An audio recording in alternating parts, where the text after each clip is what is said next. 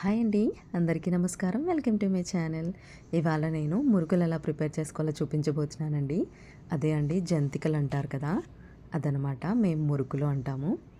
ఇలా మిక్సింగ్ బౌల్లోకి 2 కప్పుల బియ్యం పిండి తీసుకుంటున్నాను.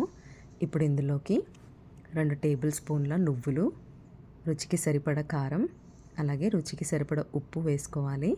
ఇప్పుడు ఇందులోకి కొద్దిగా పసుపు, అలాగే 1 టీ స్పూన్ వాము వేసుకుంటున్నాను. వీటన్నింటిని చక్కగా కలిపేసుకోవాలండి.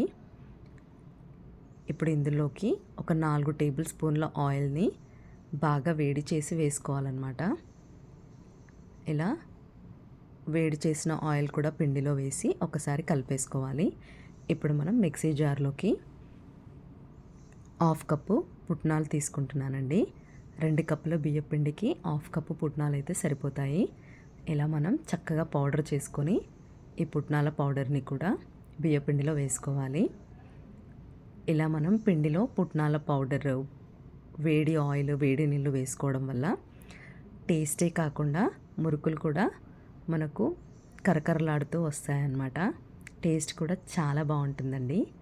ఇలా కొద్దిగా ఒక చిన్న గ్లాస్ వేడి నీళ్ళు వేసుకొని ఒకసారి కలిపేసుకోవాలి. తర్వాత మనం నార్మల్ వాటర్తో పిండిని తడుపుకోవచ్చండి.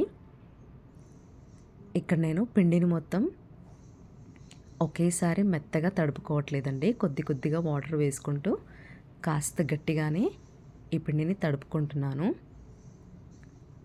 ఇలా తడుపుకోవడం వల్ల మనకు ఇవి త్వరగా ఆయిల్లో వేగిపోతాయి అన్నమాట. మనం ఒకేసారి మెత్తగా తడిపేసుకుంటే కాస్త ఎక్కువగా టైం తీసుకుంటుంది, అలాగే ఆయిల్ కూడా పీల్చుకుంటుంది అనమాట. అందుకే ఇక్కడ నేను చూపిస్తున్నాను కదా, కాస్త ఇలా గట్టిగా తడుపుకొని మనం మురుకుల గుట్టంలోకి పిండి తీసుకునేప్పుడు ఇలా చేతిని వాటర్తో తడుపుకుంటూ ఒక్కసారి దీన్నంతా ఇలా మెత్తగా చేసుకొని మురుకుల గుట్టంలోకి తీసుకుంటే సరిపోతుందన్నమాట. ఇలా పిండిని చక్కగా వాటర్తో తడుపుకుంటూ ముద్దలాగా చేసుకొని తీసుకోవాలి. ఇక్కడ నేను మురుకులని డైరెక్ట్గా ఆయిల్ వేసుకోవట్లేదండి. నేను ఒక ప్లేట్ పైన మురుకులన్నింటినీ ఒత్తుకొని వాటిని ఒక్కొక్కటిగా ఆయిల్లో వేసుకొని ఫ్రై చేసుకుంటానన్నమాట.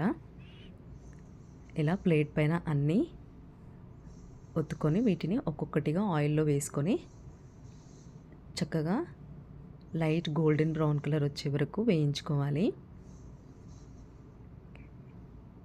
ఇవి చాలా అంటే చాలా క్రిస్పీగా ఉంటాయండి.